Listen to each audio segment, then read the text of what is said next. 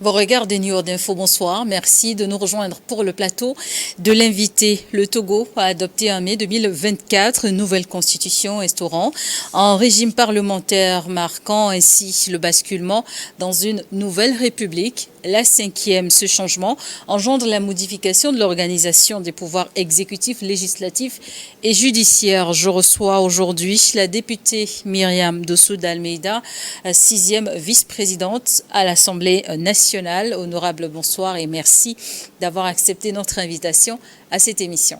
Bonsoir Madame Guézéré, c'est moi qui vous remercie de nous donner l'occasion, une fois encore, de parler de l'actualité avec les populations et les téléspectateurs qui nous suivent. Et justement, nous sommes de plein pied dans la Cinquième République. Dites-nous, quelles sont selon vous les principales différences entre la Cinquième République et les régimes précédents en termes d'organisation du pouvoir? Je voudrais tout d'abord saluer la maturité de la population togolaise qui, depuis la promulgation de cette nouvelle constitution qui consacre l'avènement de la Cinquième République, s'est engagé et a accompagné ce changement, cette phase transitoire dans la paix, Dieu Tout-Puissant aidant. Cette population qui aujourd'hui salue elle-même l'avènement de cette Cinquième République totalement mise en place avec le président de la République et le président du Conseil qui sont désormais connus depuis le week-end dernier. Et je voudrais dire, les grands changements qui sont intervenus, ils sont connus de tous. Je suis sûre que plusieurs invités en ont parlé en long et en large, mais je voudrais le rappeler.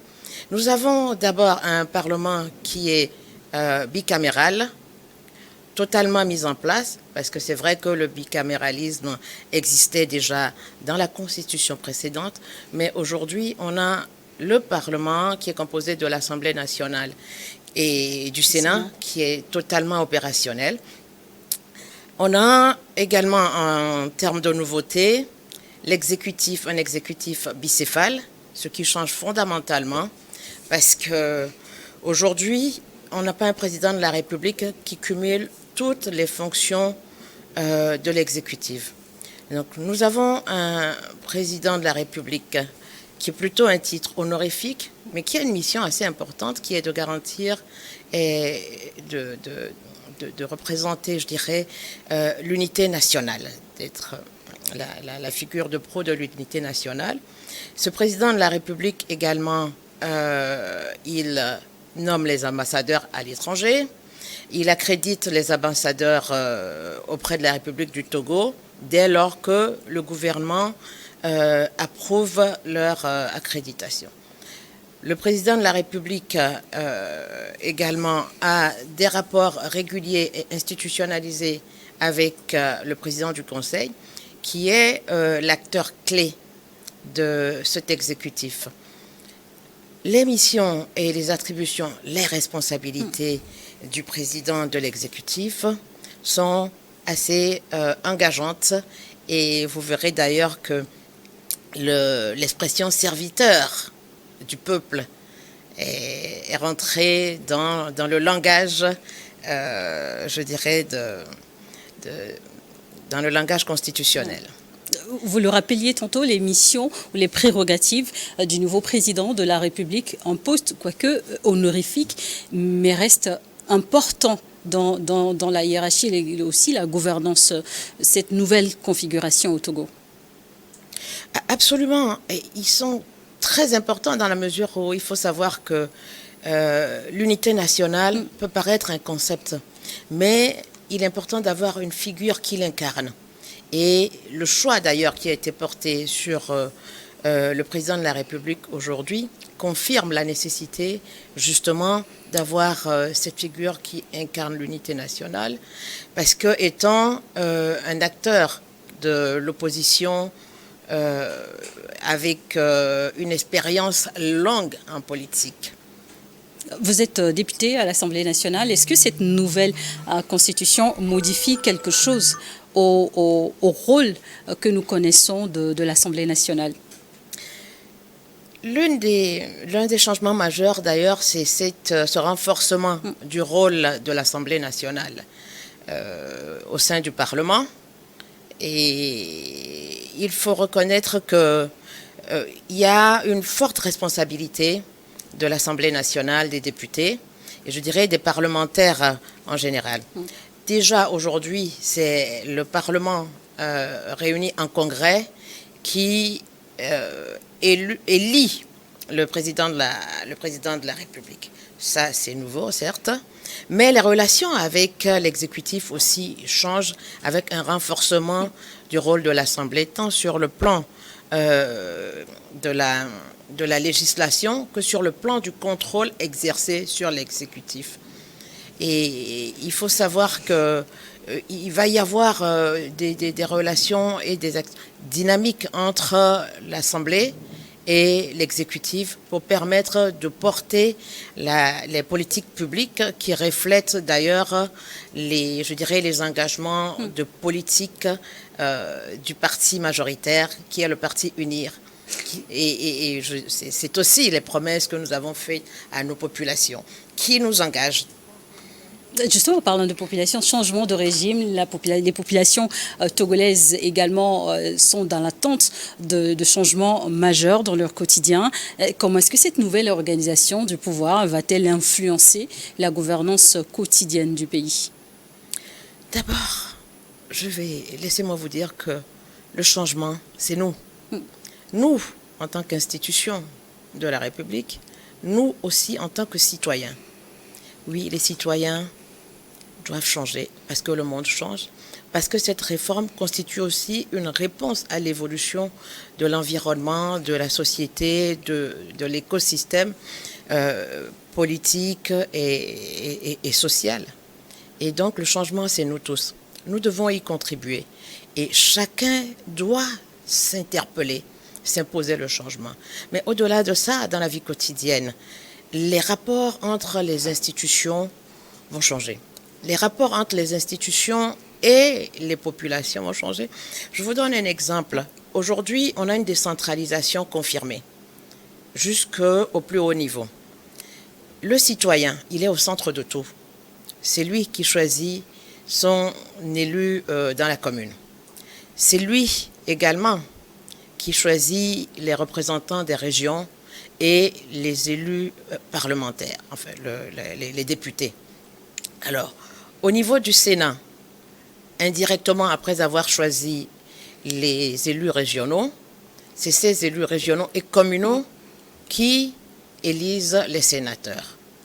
Du coup, le citoyen est au milieu et au centre de tout et il n'attend plus les élections dans 5 ans pour discuter, dialoguer et écouter les stratégies, la politique et les plans de développement. Il est au cœur du développement à partir de sa commune. Le niveau national, naturellement, garde aussi son importance et ses outils de déploiement. Et on a un exécutif qui se décline aussi dans la gouvernance locale avec les gouverneurs et les préfets. Du coup, au quotidien, l'interaction du citoyen avec l'administration et avec ses représentants dans toutes ces institutions va être de proximité et d'une efficacité extraordinaire si tous, chacun accepte de jouer sa partition. Le changement, il ne se fait pas seul, il s'impulse certes et je dirais, l'exécutif a ses responsabilités dans ce changement. Le président de la République, autre acteur de l'exécutif, a aussi ses responsabilités, mais les populations et les citoyens que nous sommes, autant que tous les acteurs des institutions de la République et la population plus généralement, doivent accompagner et s'engager dans ce changement. Vous donniez tantôt l'exemple de la décentralisation, son fonctionnement. Au Togo, justement, on avance vers de nouvelles élections municipales. Après une première expérience, quelle analyse, quelle appréciation avez-vous aujourd'hui du rôle que le citoyen togolais a joué dans la mise en œuvre justement de cette décentralisation et de cette gouvernance locale? C'est assez. Je suis moi-même élu local. Élu local. Et donc, c'est un sujet que je connais. L'implication et l'engagement des citoyens dans la vie de la cité, de la communauté, n'a pas tardé à se faire ressentir. Et on constate que dans les communes, le citoyen sait aller s'adresser à sa mairie. C'est vrai que c'est un parcours, c'est un chemin d'apprentissage. Mais aujourd'hui, il arrive à faire la différence entre les sujets pour lesquels il doit s'adresser à sa mairie, les sujets pour lesquels il doit s'adresser à l'administration centrale et les sujets pour lesquels il a une responsabilité lui-même au sein de la collectivité. Et c'est vraiment un premier pas dans la progression de la décentralisation. Avec les nouveaux acteurs qui arrivent, aujourd'hui, le citoyen va avoir la capacité de faire monter, je dirais, ses préoccupations par palier, en sachant qu'au niveau national, il a ses représentants, que sont les députés, qu'il a choisis et qui impulsent la dynamique grâce à l'exécutif qui vient de cette majorité pour mettre en œuvre les promesses et les engagements de campagne. Plusieurs acteurs se sont ajoutés. Vous avez parlé tantôt des gouverneurs qui sont nouvellement installés. L'exécutif aujourd'hui qui a pris également une nouvelle forme. Êtes-vous inquiet que le Togolais finalement ne se retrouve pas? Nous avons, nous, en tant qu'élus, en tant que représentants du peuple, une responsabilité. C'est aussi de nous assurer que tous ces outils, toutes ces institutions comprennent les enjeux, maîtrisent les rôles et les périmètres des différents acteurs. Ça va être un travail qu'on va faire ensemble. Nous avons un devoir de communication, un devoir de sensibilisation et même d'éducation. Et nous n'avons pas d'inquiétude. Il faut être deux, bien sûr. Nous comptons sur cette population-là, nous comptons sur nos communautés, nous comptons sur les familles dans nos quartiers pour pouvoir cerner tous les avantages et, je dirais, l'utilisation des nouveaux outils que nous avons en main, qui n'ont pour objectif que d'améliorer nos conditions de vie au quotidien. Ce n'est pas un vœu pieux, nous y allons. Quelles mesures ont été prises alors pour garantir la transparence et la participation des citoyens dans la mise en œuvre de ce nouveau système de gouvernance? Depuis, ça fait 12 mois, Madame Guézéré, ça fait 12 mois que la Constitution de la Ve République a été promulguée. Et pendant toute cette période, vous avez vu à quel point les députés étaient mobilisés aux côtés des populations, avec des rencontres périodiques, avec une communication de proximité qui implique à la fois les représentants, les chefs des communautés, les chefs traditionnels. Tout le monde s'y est mis. Et nous allons poursuivre cet exercice, parce que il y va de l'espérance que nous avons tous dans la Ve République et des promesses qu'elle apporte. Des promesses du côté des gouvernants, mais et des gouvernés et les citoyens. Quelles sont les principales attentes dont vous avez connaissance de ce que le peuple togolais, les peuples togolais même attendent de vous? Les premières attentes du peuple togolais, puisque c'est de nous qu'il s'agit, c'est une amélioration des conditions de vie. Et cela passe par le développement économique, des programmes d'inclusion, on les connaît, et ça va se renforcer. Aujourd'hui, avec la stabilité qu'implique la Ve République et le nouveau modèle constitutionnel, nous allons être très, très, très proches de la population, avec plus de redevabilité, de tous les acteurs. Ça, c'est très important parce que c'est cela qui permet aussi d'évaluer l'efficacité de nos actions, leur impact sur les populations. On veut de l'eau. Est-ce que l'eau est arrivée? Il faut faire des forages. 50 forages par ici, 100 par ici. Est-ce que les forages fonctionnent? Et les populations sont aujourd'hui impliquées dans, je dirais, ce contrôle de proximité. Vous allez voir, la dernière fois, c'était à Kwadapé, et il y a une dame qui m'interpelle. Elle me dit, Madame, il y avait Sia, on me croit volo. Oui. Est-ce que finalement l'eau va arriver, l'eau potable va arriver dans cette localité? Ce qui se passe, c'est que soit on lui explique, mais dans tous les cas, le député que je suis, j'interroge le département ministériel qui est en charge de cette action-là, et puis j'ai des réponses, et ça permet aussi au département ministériel d'être davantage engagé, efficient et d'accélérer dans la mesure du possible. Mais c'est vrai que les populations ne peuvent plus attendre, et c'est pour ça qu'au cours des dernières années, il y a eu quand même une forte accélération des programmes d'inclusion, des programmes de développement communautaire du nord au sud, du Togo, dans toutes les communautés, dans toutes les régions. Vous les connaissez tous, ces programmes-là. Et qu'il s'agisse des programmes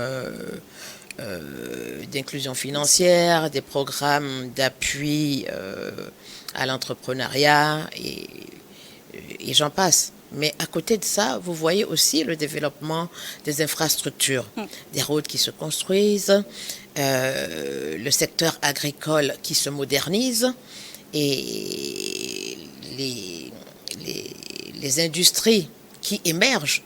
Tout ça, c'est beaucoup d'éléments qui vont contribuer à améliorer le quotidien, à créer des emplois, mais aussi, je dirais, pouvoir se projeter dans un environnement stable, en paix et avec la sécurité, permet vraiment d'œuvrer ensemble au bien-être de tous. Vous promettez la proximité qui est plus qu'une tradition entre vos institutions et les populations. Quels sont les autres mécanismes mis en place, ou sinon quelles sont vos recommandations pour faciliter ce retour des populations et pour vous permettre de mieux satisfaire les attentes? Fondamentalement, nous devons rassurer les populations, renforcer la confiance mutuelle entre les populations, les communautés elles-mêmes, entre les communautés et les acteurs institutionnels. Et dès lors que nous sommes tous engagés et impliqués aujourd'hui, on a une gouvernance participative, il faut le reconnaître, avec la décentralisation. Et donc, il est important que chacun assume son rôle, que les limites des responsabilités et les périmètres d'action de chaque acteur soient clairs et connus. À partir de cela, il restera à chacun de travailler avec rigueur et surtout un esprit de redevabilité pour que les programmes et le programme politique du gouvernement issu de la majorité puissent être mis en œuvre. Nous avons besoin de travailler ensemble. Il faut que les populations fassent confiance à l'administration, que les populations fassent confiance à leurs élus, qu'ils fassent confiance aux chefs traditionnels et vice-versa. Et ensemble, nous allons avancer vers ce Togo meilleur, ce Togo prospère que nous appelons de tous nos voeux et bien plus. Et quels sont vos prochains objectifs en tant que député pour accompagner cette nouvelle étape historique du pays? Il est important de garder la communication et le lien avec les communautés, avec les familles, je dirais, dans les quartiers. La famille est l'unité de base de notre société. et nous devons construire à partir de celle-là. C'est d'ailleurs pour ça que vous verrez que tout le programme de renforcement de la solidarité nationale tourne autour de la famille, que ce soit les programmes Wezu, que ce soit les programmes d'éducation des enfants, et les programmes de santé et les programmes de jeunesse, toutes les initiatives tournent autour de la famille. Donc, notre objectif, c'est de consolider le positionnement de la famille au sein de la société et de poursuivre, Dieu aidant, la création d'un cadre favorable au développement de nos communautés. Cela veut dire quoi? Nous avons un exécutif qui est issu de la majorité parlementaire. Et donc nous, en tant que parlementaires, nous devons être à même de connaître et cerner les attentes des populations, de les porter de la meilleure façon avec tous les outils et dispositifs qui sont mis en place aujourd'hui, et afin que ces attentes puissent devenir des réalités, que le quotidien des Togolais continue de changer. Vous avez cité de nombreux programmes dont vous avez très bien connaissance. Vous avez également été ministre du Développement à la base, le programme Wezu par exemple, ou encore le FNFI en matière d'inclusion des femmes, des programmes à l'endroit des jeunes. Est-ce que, avec les nouvelles exigences de la 5e, ces programmes vont-ils se poursuivre, ou est-ce qu'il y aura des nouveautés? Inévitablement, nous n'avons pas vocation à faire du surplace. Nous sommes dans une lancée, et quand vous regardez depuis une dizaine d'années, il y a une progressivité dans l'approche de création de valeur et de richesse pour notre pays, de richesse partagée aussi. Et donc, les programmes vont s'amplifier, se consolider, et de nouveaux programmes. Nous avons besoin d'innover. On n'a pas le choix. On ne pourra qu'innover parce que les attentes même des populations changent. Ces attentes naissent de leur quotidien, du monde dans lequel nous sommes, de leurs besoins qui se transforment, et donc nous n'aurons pas d'autre choix que d'innover et d'amplifier, mais aussi d'accélérer la réalisation des actions qui contribuent au bien-être de nos populations. Vous faites partie des femmes leaders qui ont marqué la vie politique et sociale du Togo durant ces 10 dernières années. Quels sont les sentiments qui vous animent aujourd'hui quand vous regardez dans le rétroviseur? Mitigé. Un sentiment de gratitude. Un sentiment de gratitude à Dieu. De la reconnaissance aux hommes, à l'ancien président de la République, qui a permis, et grâce à la confiance qu'il a aux femmes, que nous puissions accéder à des postes de responsabilité et agir pour le bien de la population. Mais aussi un léger sentiment d'insatisfaction. On pouvait faire mieux. Et nous sommes engagés pour continuer où que nous soyons à faire bien mieux et encore plus pour les populations que nous servons. Servir, c'est la plus belle chose qui puisse arriver à un être humain au monde. Quel regard portez-vous sur le rôle que la femme togolaise joue aujourd'hui dans nos sociétés en matière de politique ou d'engagement en général? Vous savez, la femme togolaise, elle a toujours existé. Elle a toujours existé, je dirais, dans l'écosystème national. Elle est travailleuse. Elle est reconnue au champ comme dans le commerce, dans le passé. Et au cours des dernières décennies, beaucoup de progrès ont été faits pour accompagner la femme togolaise, qui déjà a du potentiel, pour lui permettre d'exprimer son plein potentiel. Et vous avez vu ce que ça a donné.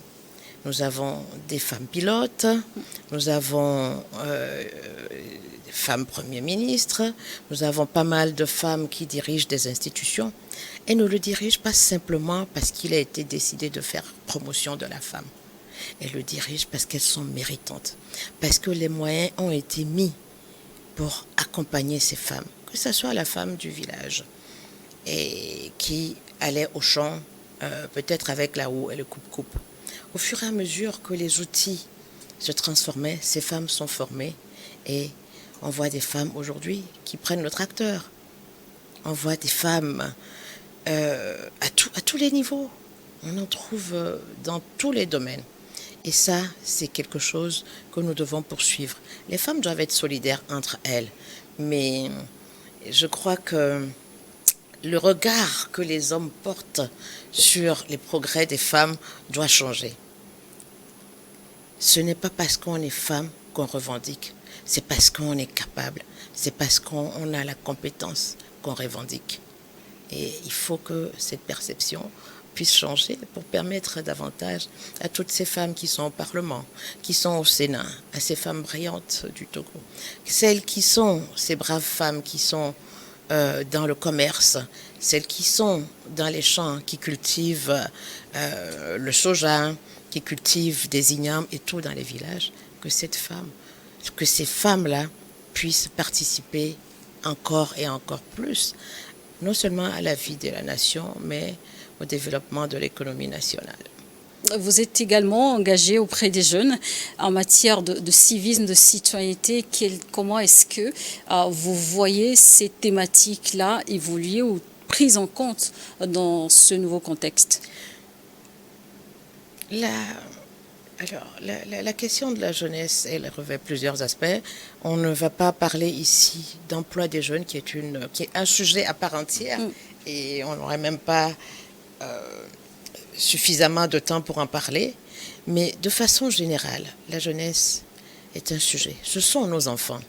Nous sommes des mères et nous devons nous préoccuper de cette jeunesse-là. Aujourd'hui, il y a pas mal d'expositions à des mots MAUX et à des fléaux nouveaux. Nous ne pouvons pas rester inactifs. Nous ne pouvons pas rester à contempler cette transformation qui éloigne nos enfants de nos valeurs, de notre culture. Nous avons un rôle à jouer et c'est ce que je m'évertue à faire tous les jours. Un cadre légal approprié permettrait également de soutenir cette dynamique pour contenir les dérives de la jeunesse et surtout réduire leur exposition à certains fléaux dont ils n'ont pas besoin. Nous sommes presque à la fin de cette émission. Honorable, quel serait votre dernier message? Je reste convaincue que cette réforme, ce changement, cette nouvelle ère va permettre à la nation togolaise de prospérer, de briller parmi les nations.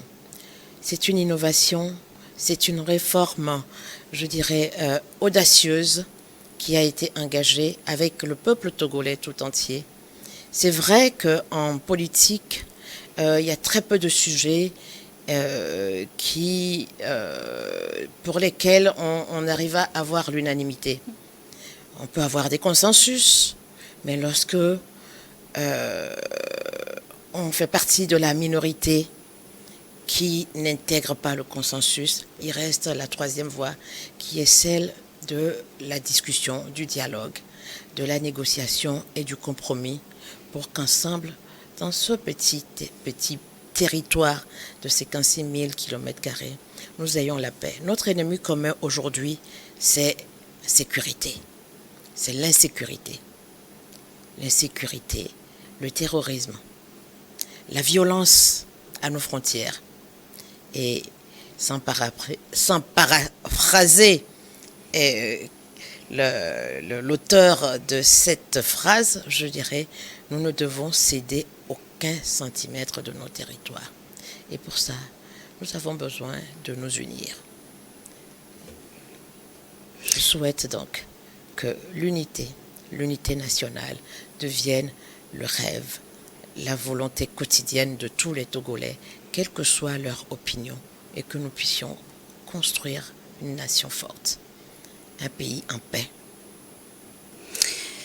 Honorable Myriam de Soudan-Meda, 6e vice-présidente à l'Assemblée nationale, merci d'être passée sur notre plateau. C'est moi qui vous remercie, Charlotte. Et merci à vous également de nous avoir suivis dans l'invité sur New World Info.